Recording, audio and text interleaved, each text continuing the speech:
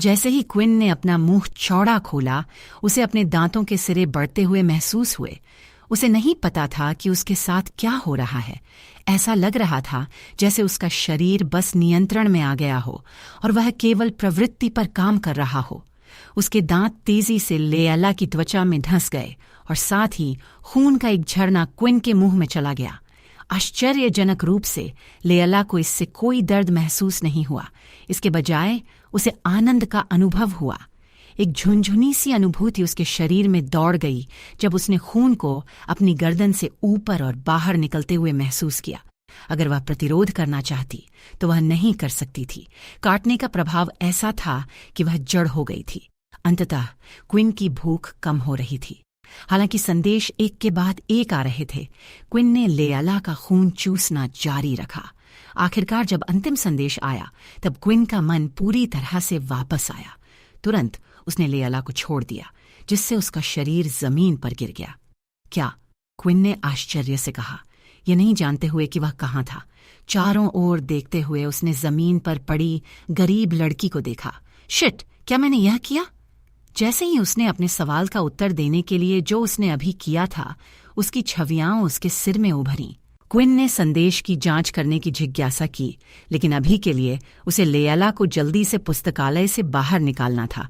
हालांकि वे पुस्तकालय के एक शांत हिस्से में थे, यह नहीं कहा जा सकता था कि अगर कोई लड़की को जमीन पर पाएगा तो यह किस तरह का दृश्य उत्पन्न करेगा। भाग्य से क्विन लेयला की सांसें सुन सकता था, इसलिए उसे कम से कम इस बात की चिंता नहीं थी कि उसने गलती से उसे सूखा लिया हो। दुर्भाग्य से उसकी गर्दन पर 2 स्पष्ट काटने के निशान थे, जिन्हें संभालने की जरूरत थी। फिर उसने लेयला को अपने दोनों हाथों से उठाया और उसे आश्चर्य हुआ कि वह उससे हल्की थी जितनी उसने कल्पना की थी। समय बर्बाद किए बिना वह डॉक्टर के कार्यालय की ओर बढ़ा। इस दौरान वह जो कुछ हुआ था उस पर विचार कर रहा था। उसके एक हिस्से ने उसे यह विश्वास दिलाने की कोशिश की कि सिस्टम शायद बस उसके साथ खेल रहा था। हालांकि वह देख सकता था कि उसका एचपी कम हो रहा था, लेकिन उसे कभी ऐसा नहीं लगा कि वह किसी भी समय मरने वाला है। वास्तव में क्विन नहीं जानता था कि 0 एचपी होना मृत्यु के बराबर है या नहीं, लेकिन आज जो हुआ उसके बाद वह कोई जोखिम नहीं लेना चाहता था। क्विन को कुछ चीजें करनी थीं। सूची में सबसे ऊपर यह जानना था कि उसके शरीर को रक्त की कितनी बार आवश्यकता होती है। अफसोस, इसका मतलब था कि उसे फिर से अपने शरीर को रक्त से वंचित करना होगा। केवल इस बार वह पहले से रक्त तैयार करेगा ताकि वह बेहतर तरीके से तैयार हो सके। लेकिन इससे पहले उसके पास एक और गंभीर समस्या थी। क्या लेयला कुछ याद करेगी जब वह उठेगी, या क्या क्विन को इसे एक रहस्य रखने के लिए मनाना होगा? अगर दूसरों को उसकी दुर्लभ क्षमता के बारे में पता चला तो यह निजी कंपनियों और सेना के बीच एक बोली युद्ध शुरू कर देगा। वे किसी भी तरह से इस तरह की नई प्रकार की क्षमता पर हाथ पाने के लिए कुछ भी करेंगे। किसी को भी क्विन के बारे में पता चलने से पहले उसे खुद को सुरक्षित रखने के लिए पर्याप्त मजबूत बनना था। जब क्विन गलियारे में चल रहा था तो उसे अन्य छात्रों से कई नजरें मिलीं। स्कूल में किसी घायल व्यक्ति को ले जाना अजीब नहीं था, लेकिन एक लड़के का एक लड़की को ले जाना अजीब था जब तक कि वे एक जोड़ी न हो। उन सभी अजीब नजरों को सहन करने के बाद क्विन अंततः स्वास्थ्य केंद्र पहुंचा। अंदर एक ही महिला डॉक्टर थी जिसका नाम हेली था, जो अपनी शुरुआती 30 की उम्र में लग रही थी। उसने गोल चश्मा पहना हुआ था और उसके बाल एक पोनी टेल में बंधे हुए थे। क्विन को अपने पुराने स्कूल में लड़कियों के साथ मस्ती करने का मौका नहीं मिला, लेकिन डॉक्टर को देखकर वह उसकी प्राकृतिक सुंदरता की सराहना करने से खुद को रोक नहीं सका। एक और? हेली ने साइड किया और पीछे की ओर इशारा किया। वहां एक फ्री बिस्तर है। अगर आप उसे वहां छोड़ सकते हैं तो मैं जितनी जल्दी हो सके उसके पास पहुंच जाऊंगी। क्विन ने जैसा कहा गया वैसा किया और लेयला को पीछे के एक सिंगल बिस्तर पर धीरे से रख दिया। स्वास्थ्य केंद्र काफी बड़ा था। क्विन ने कभी नहीं देखा था कि किसी स्कूल में इतना बड़ा स्वास्थ्य केंद्र हो।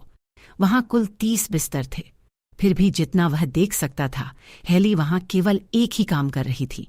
इस समय लगभग आधे बिस्तर छात्रों से भरे हुए थे और क्विन ने देखा कि उनमें से अधिकांश निम्न स्तर के थे, कुछ उच्च स्तर के भी थे, यहाँ तक कि वे भी अपनी लड़ाइयों और असहमति में शामिल हो गए। हेली क्विन और लेयला के पास आई और लेयला की जांच करने लगी। उसने अपने हाथ को उसकी कलाई के चारों ओर रखा और कुछ अन्य जांचें की। तभी उसने उसकी गर्दन पर 2 छोटे छिद्र के निशान देखे। क्या हुआ? हेली ने पूछा, स्पष्ट रूप से चिंतित। मुझे नहीं पता, मैं पुस्तकालय में था जब मैंने उसे जमीन पर ऐसा देखा, क्विन ने उत्तर दिया। कक्षाएं ज्यादा समय पहले खत्म हुई थीं, इसलिए यह नहीं हो सकता कि वह बहुत समय से बेहोश हो। फिर भी उसकी गर्दन पर का घाव ऐसा लग रहा है जैसे यह पहले से ही अपने आप ठीक हो रहा है। हेली ने अपनी विश्लेषण लिखते हुए नोट किया, फिर भी मैं यह सुनिश्चित नहीं कर सकती कि यह ठीक होगा, और यह शर्म की बात होगी अगर ऐसी सुंदर लड़की के पास एक निशान रह जाए। हेली ने फिर लेयला की गर्दन पर हाथ रखा जहां काटने के निशान थे। उसने अपनी आंखें बंद की और कुछ सेकंड बाद अपने हाथ उठाए और काटने के निशान गायब हो गए। क्या मैं यहां उसके लिए इंतजार कर सकता हूं? क्विन ने पूछा।